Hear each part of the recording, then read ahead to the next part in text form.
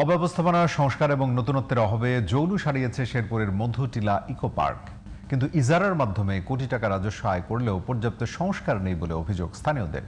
বন বিভাগের উদ্যোগ না থাকায় কাঙ্ক্ষিত দর্শনার্থী পাচ্ছে না এই ইকো পার্কটি। শেরপুর প্রতিনিধি মনিরুল ইসলাম মনিরের পাঠানো তথ্যচিত্রে বিস্তারিত জানাচ্ছেন নাইমুর রহমান।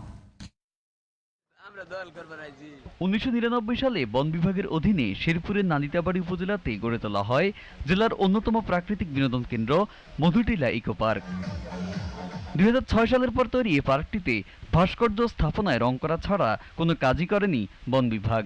অযত্ন আর অবহেলায় নষ্ট হয়ে গেছে অভ্যন্তরীণ রাস্তাঘাট। সুন্দর এলাকাটা দেখার জন্য আসছি, তো পরিবেশটা আর উন্নত করা দরকার। টাকা দিয়ে যেই পরিবেশটা আমরা করছি ঠিকই, কিন্তু ভিতরে এসে সেই সুবিধাটা পাচ্ছি না। এখানে আপনার নিরাপত্তারও একটু ঘাটতি আছে। আরো যদি নতুনত্ব থাকতো তাহলে আরো আর কি এনজয় করা যেত। পাবলিক টয়লেটগুলির অবস্থা নাজেহাল অবস্থা।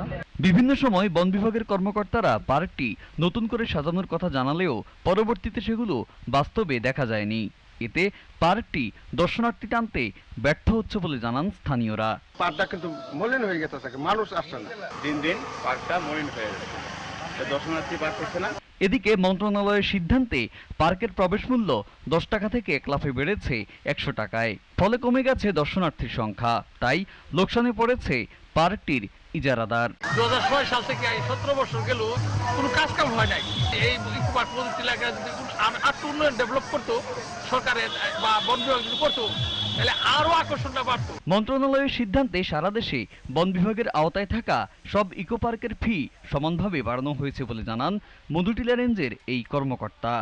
মধুটিলা ইকো পার্কের দর্শনার্থী প্রবেশ বা অন্যান্য মূল্য নির্ধারণ যেগুলো করা হয়েছে সেটা সারা বাংলাদেশে একই মূল্যে প্রবেশ মূল্য নির্ধারণ করা হয়েছে এবং সেটা মন্ত্রণালয়ের নির্দেশ মোতাবেক পরিচালিত হচ্ছে। সেটা পার্কের বা আলাদা কোনো বিষয় না। উন্নয়ন কার্যক্রমের জন্য প্রস্তাবনা প্রেরণ করা হয়েছে, সেটা প্রক্রিয়াধীন আছে।